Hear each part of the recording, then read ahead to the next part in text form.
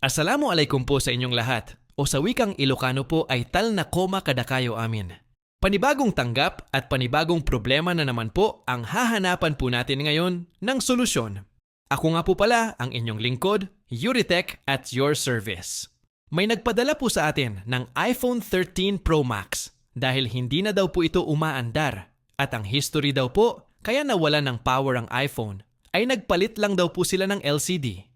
Napanood daw po ni Sir ang mga video natin sa TikTok kaya nagbabakasakali siyang baka magawa daw po natin ang problema ng kanyang iPhone 13 Pro Max. At tulad po ng lagi po nating ginagawa dito sa shop, ay nag-basic to advanced level of diagnostic procedure po ako sa iPhone ni Sir. At first, wala naman po ako nakitang short sa motherboard, no sign of burn, corrosion, drop and ingress. Kahit po si thermal camera ay wala pong nakikitang abnormal heat sa motherboard.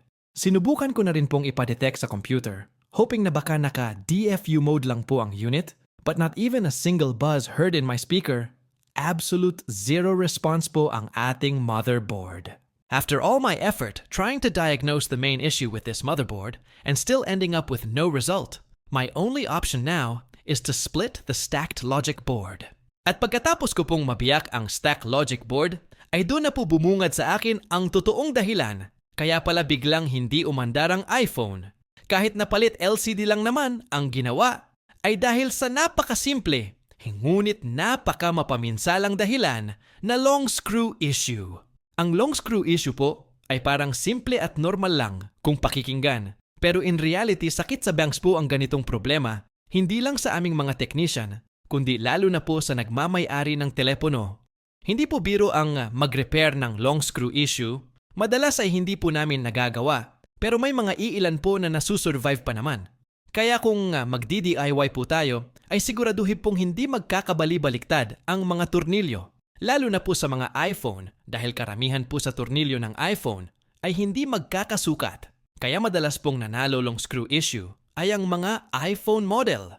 And after knowing the real issue kung bakit hindi po nagpa-power ang iPhone, ay agad ko pong tiningnan sa schematic diagram kung anong mga component at linya po ang posibleng tinamaan.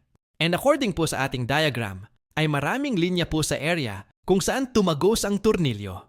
Siguro sobrang haba po ng tornilyo ang natapat dito, kaya tumagos hanggang sa pang-anim na layer ang tornilyo.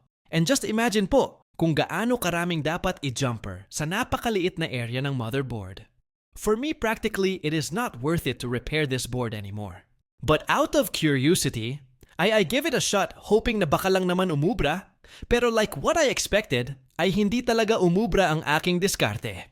Sinubukan kong i-connect ang coil na natanggal directly to power IC, but the result is when you say nothing at all ni Ronan Patrick John Keating, o mas kilala sa tawag na Ronan Keating.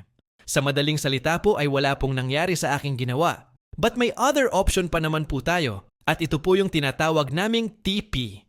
TP is stand for transplant.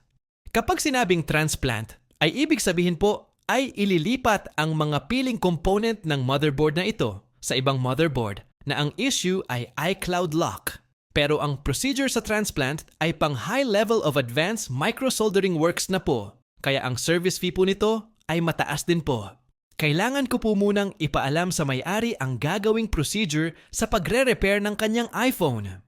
Abangan nyo po ang part 2 nitong video natin kung meron man. Maraming salamat po sa inyong panonood. Ito po ang inyong lingkod, Yuritech at your service.